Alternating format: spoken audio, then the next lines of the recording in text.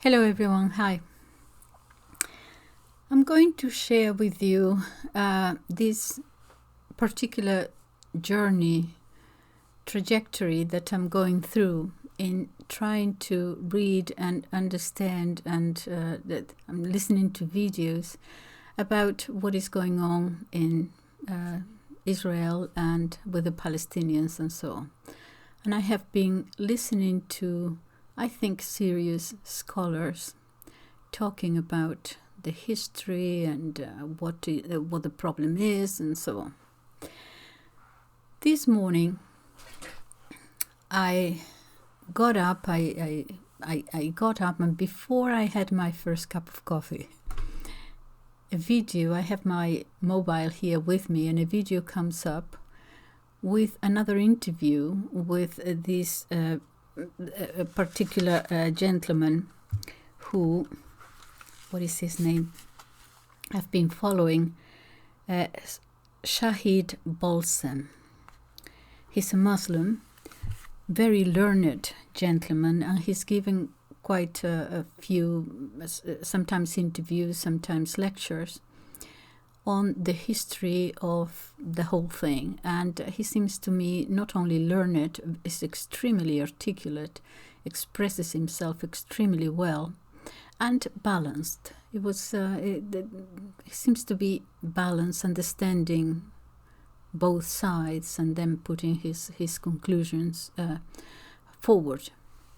And what caught my attention this morning in this new video that came up on my mobile was that the title, nevertheless, this time was completely different. It was the title is on the inferiority of Western values and why Islam is superior to the religious values of the West. Now that caught my attention, and I started listening to him, and within 2 or 3 minutes I realized that he was comparing apples with oranges, because he explains that in Islam you have these religious values, but in the West we have things like human rights and so on. Of course, immediately I thought, well, you're not comparing like with like. I mean, you're comparing religious values with secular values. You're not comparing Islam to Christianity. We know since the Enlightenment and the certainly the French Revolution, Christianity has been little by little put aside, and a new secular set of values has been introduced into society. And so you're comparing religious values with secular ones. And I thought, okay, I'm going to stop listening to it. I'll put it aside, and during the day I will find some time when I listen to it very carefully, and perhaps actually take notes and do a video on my reply to what he says. So I was going to do that, but so I put the mobile aside, and then another video comes up, and this one is about interviewing a Protestant pastor, American, whose name is Pastor Rick Wiles. Wiles. I don't know whether you've heard of him. I had never heard of him. So he's going to talk about more or less the same things I had been listening to interviews with Orthodox Jews, with rabbis who are Orthodox. So this is what I'm going to discuss. But let me tell you as a preamble, first of all, that up to now I was looking at things simply from a geopolitical perspective. In the sense, let me go back. During the illness, universal illness that has no name, or the name of which we cannot speak as freely as we would like to. I remember I was teaching politics and philosophy. I studied politics and philosophy at Oxford, and I taught for a very long time to A-level students preparing for university. Politics, government and politics, sociology, a few things. And I remember that in 2020, when the lockdown first started, we were told, I think this was about February, late February or early March, I don't quite remember when exactly, but we were told by the college to, we had to go back home. You remember the 2 weeks to flatten the curve and all that. And we would have to be doing the teaching online. I didn't know how to do it. I had to learn. Okay. And then I think it was in April when AstraZeneca was beginning to develop the vaccine. And I remember reading, I don't know, I think it was the newspaper, Oxford University was asking for volunteers if you wanted to be a volunteer to try out this vaccine that, we had to fill out this form and so on. And I was going to do it. I thought this is, a good idea, and I am of a certain age. They probably want people from different ages, different sexes, and so on. And I thought it was a good idea. And I filled out the application form. And I told my daughters that I was going to do this.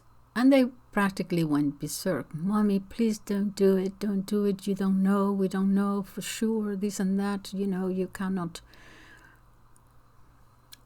do this. And so I argued with them for a little while, and then they were so totally against it that I decided not to do it. But then when it came the time to take the medication, if it can be called that, I had doubts. It began to... It seemed to me that there was something not quite right. Something smelled, and I didn't accept it, and I didn't do it. And of course now the roles were changed again. It was my daughters who were telling me, please do it, you have to do it, and so on. I lost friends, and family was upset with me and so on, but I said, no, there is something not quite right here, and I'm not going to do it. Just to tell you that I was looking at it from a political point of view. I know a little bit about politics, geopolitics, this and that, and I thought it seems to me a sort of a political something. I won't go into details, but I was looking at it from a political point of view. Then the war started. Then the whole thing about how our social values were changing or were inflicted upon us. You remember very, very strongly the all the social, men and women and both or none, and little children in primary schools being asked to sit there and look at displays of exhibition of adults and all that sort of thing. And I thought, I was still thinking politically, and I thought, how can this be possible? This would not have been possible, not even 10 years ago. And now the people would have laughed at it.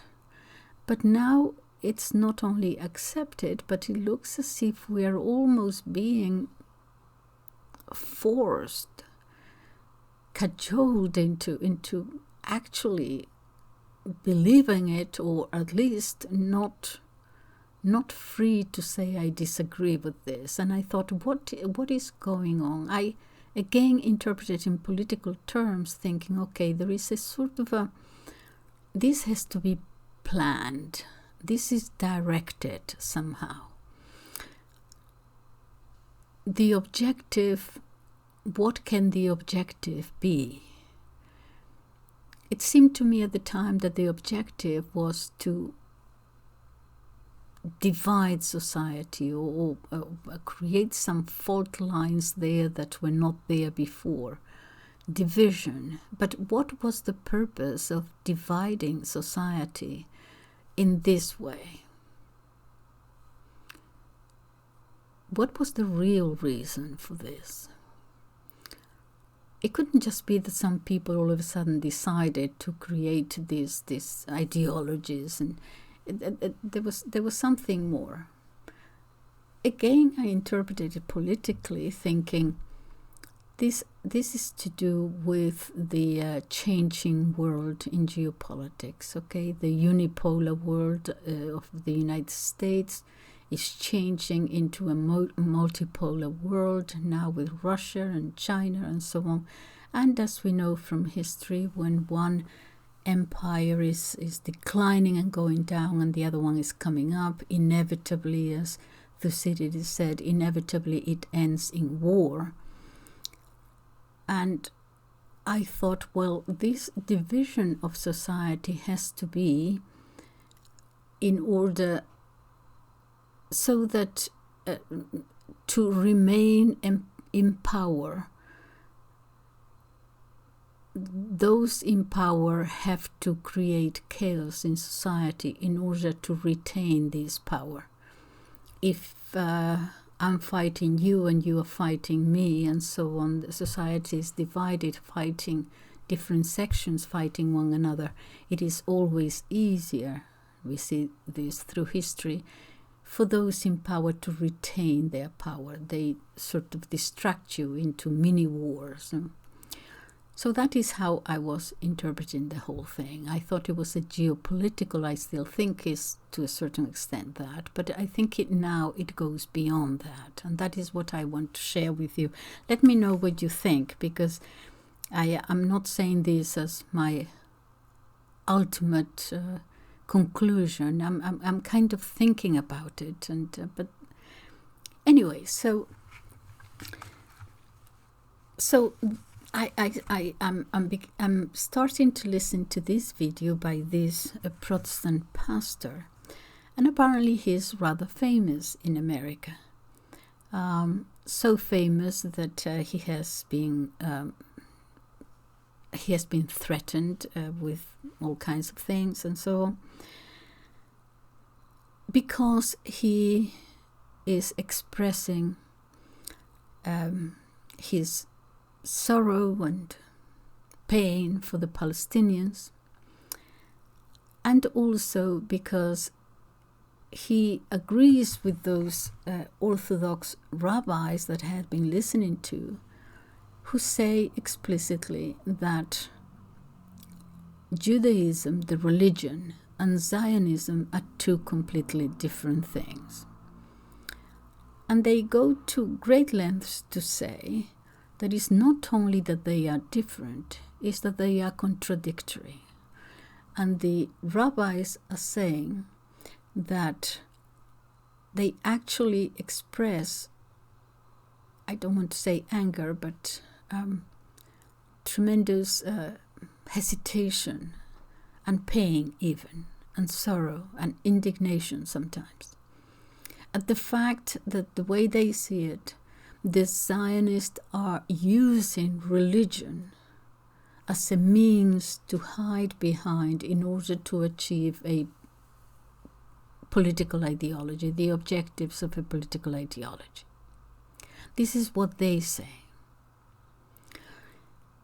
So they want to say to whoever wants to listen to them, Israel is not doing this in our name, in the name of the Jews, the religious Jews. I heard one of them saying that Jews at the moment could be divided into three main groups. One is the religious Orthodox. The other one is those that we could perhaps, they say, call conservatives. They believe in God, they believe in Judaism. They are not necessarily practicing. It will be like the equivalent of Catholics going to Mass at Christmas and Easter or something like that. Anyway, but they do believe in God and so on. And then the third one, which they call the Reformed, and he says here they are secular, and they are the majority in the United States at any rate. And it can go from just following some particular rituals to actually being atheist and not believing in God and eating all meats. And these are, there's a great variety there, but they are for the most part secular. And they feel that the Zionist or the Reformed ones, the ones who fall under this category of Reformed, are those who tend to be more Zionist, because they say Zionism goes against our religion, the religion of the Jews, Judaism. And so what I find, this is what I had been listening to, and this is what the rabbis say. And now I have this Protestant pastor who's saying the same thing. And he, again, explains that these are two completely different things and so on. And then he tells us something. He's explaining that the Zionist is a political ideology. It started about 150 years ago. He quotes Alexander Herzl, the founders. And then he goes back in history how this whole thing started. He says that we can actually say that there are Jewish Zionists or Zionist Jews and Christian Zionists. And these Christian Zionists are found in the United States. And he's going to explain how the whole thing came about. And he says that in the 1830s, actually, a gentleman from Ireland, John Nelson Darby, he was a priest in the Anglican Church, well, not the Anglican Church, not the Church of England, the Church of Ireland, which was a Protestant church anyway. In the 1930s, this gentleman, Darby, was disillusioned or dissatisfied with his church, and so he started looking at places and other places, and he got bits and bits. Some things he made up, and other things he just got one from here and one from there. Anyway, he got bits and pieces from just about everywhere and created a new theology. And then he came to England, and he went to Plymouth, and his followers would eventually be called the Plymouth Brethren, who were the ones, you remember, who the first ones, perhaps the first Christians who got to the United States. Now, while he was alive, he didn't have very many followers. He wasn't famous at all. But along comes another gentleman, if we could call him that, because he said he was a bit of a con man, a little bit of a hustler, he says.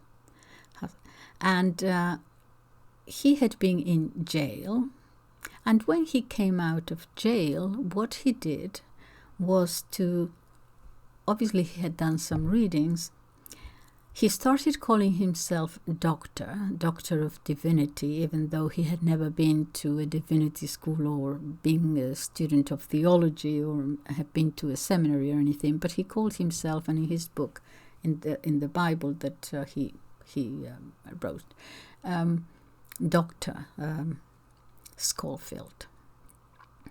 Now, what he did was to not to rewrite the Bible, but in the, I suppose the King James Bible, he would put footnotes at the bottom of every page on just about every paragraph or every, and the annotations and the explanations he was writing there were all following this gentleman John Nelson Darby's ideas.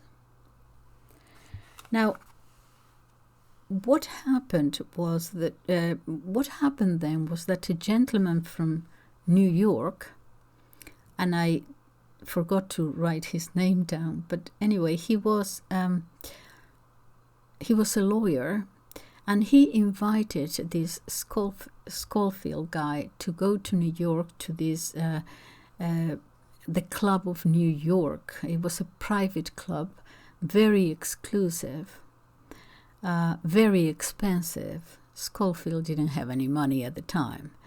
And he invited him there. He sponsored him to go there.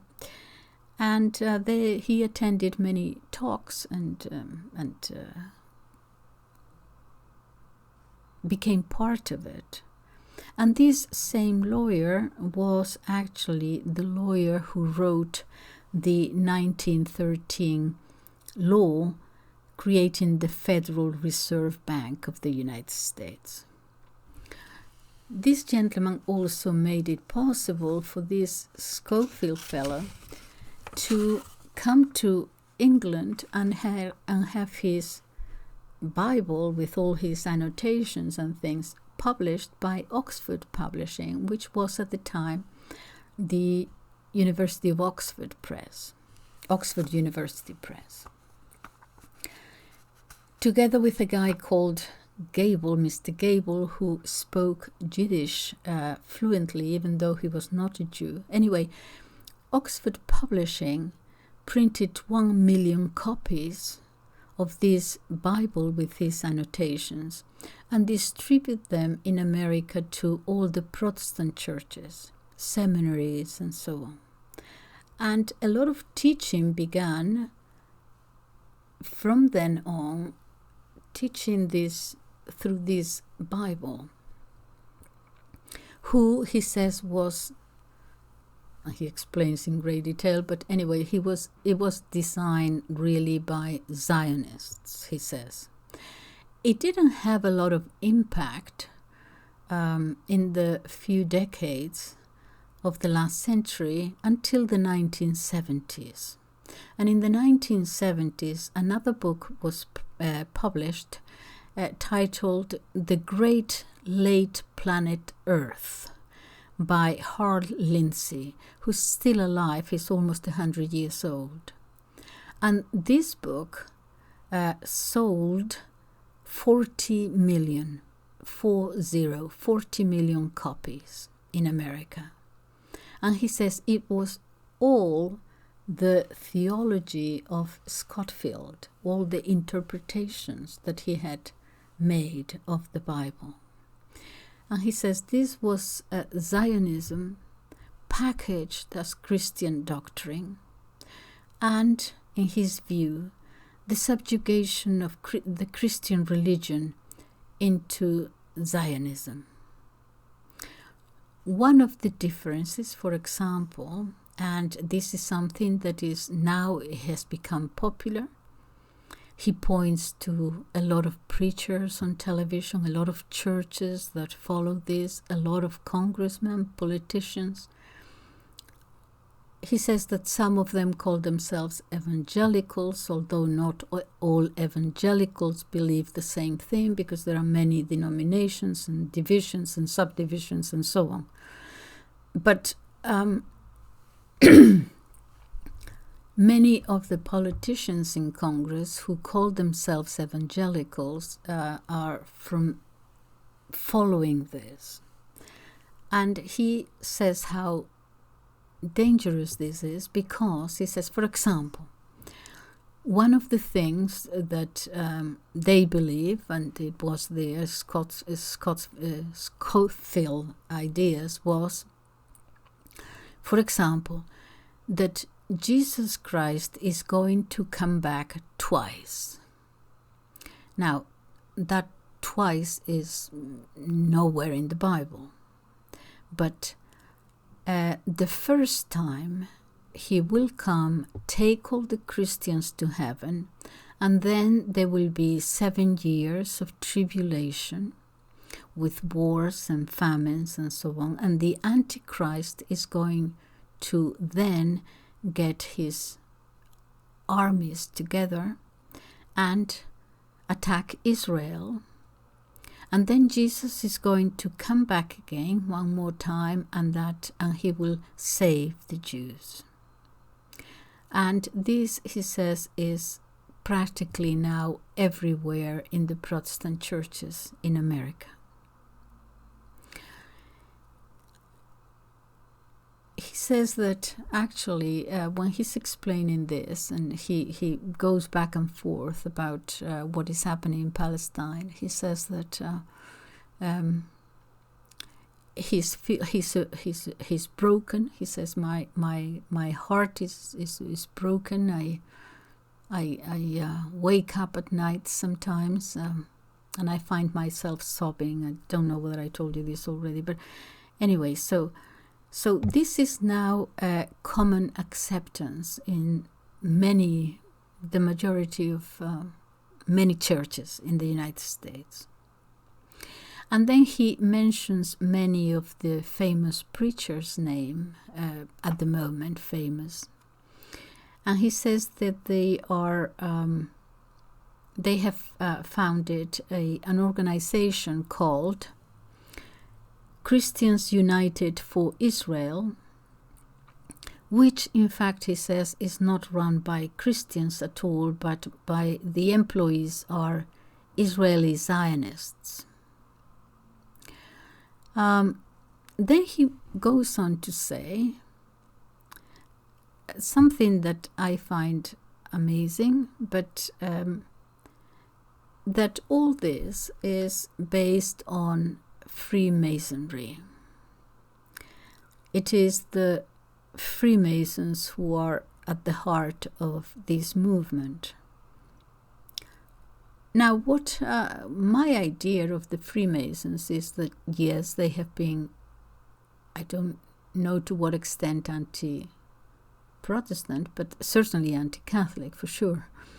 But I always saw them as the middlemen. I never thought that they were the ultimate in power.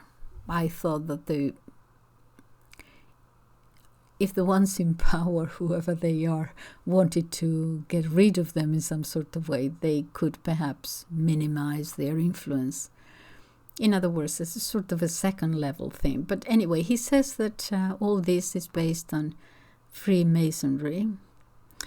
They believe in building the third temple.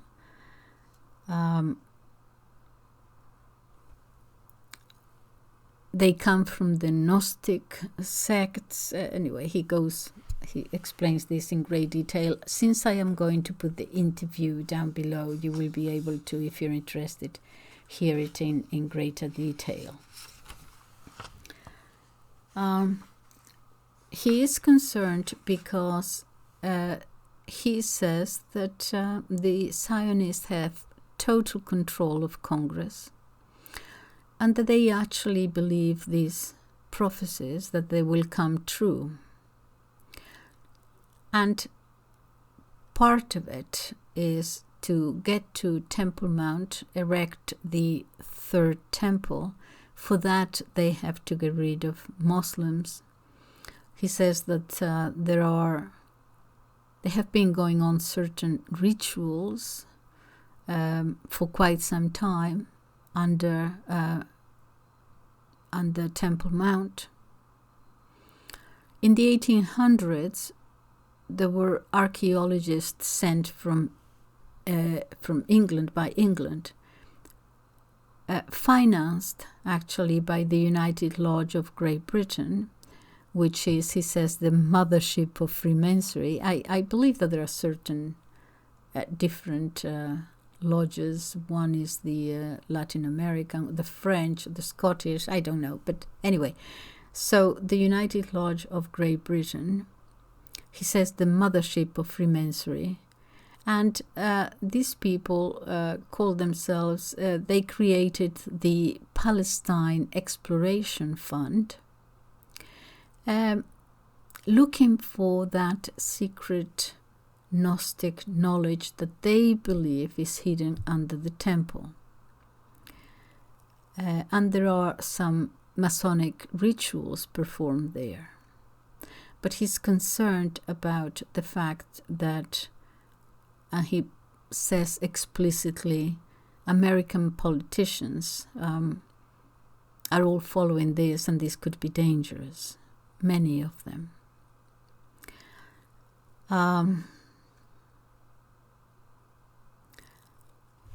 What else does he talk about?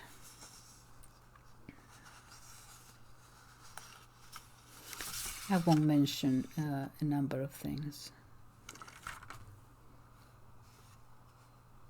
Okay, so as I said, I'm going to put it down below. My point in saying all this is that when I was listening to the rabbis, then I thought about my own church, my own religion, the Catholic religion, looking at what is going on there now with the Vatican. Now, as I told you many times, I'm not even following everything in great detail, because what I have seen is enough for me. Everything else is just extremely painful. I don't know what else can be done, or how much further this Pope can go to destroy the Catholic Church. I'm telling you straight as I feel it inside. I don't know what else he can do unless he puts on a dress and starts dancing the can-can or something. I just don't know how further he can take all this. And so I have to, I'm trying to put everything together, because everything is coming together. In other words, what is happening at the Vatican, what is happening geopolitically, what is happening in Congress, what is happening in Israel. And I'm trying to figure out where all this is part of one and the same thing. And that is why I said, you probably are saying, oh my goodness, all these conspiracy theories. I'm just trying to make sense of it, because it's a kind of a coincidence that we are seeing things spiritually or religiously, economically, politically, and everything in all directions. Society breaking down, chaos which is necessary for moving us into, a place completely different. Otherwise it would not be possible. And so I began to think that although I was looking at each individual thing separately, in geopolitical terms, I think that I'm beginning to think, honestly, that this is beyond that. I think it goes beyond the United States, Russia, China. I think it's almost a new world that it's being created, or I'm moving towards a new world being created. And when I put it all together like that, it makes sense that everything is happening at the same time, because we are seeing everywhere that the emperor has no clothes, is naked. We are seeing it with our own eyes. I don't think they're trying to hide it anymore.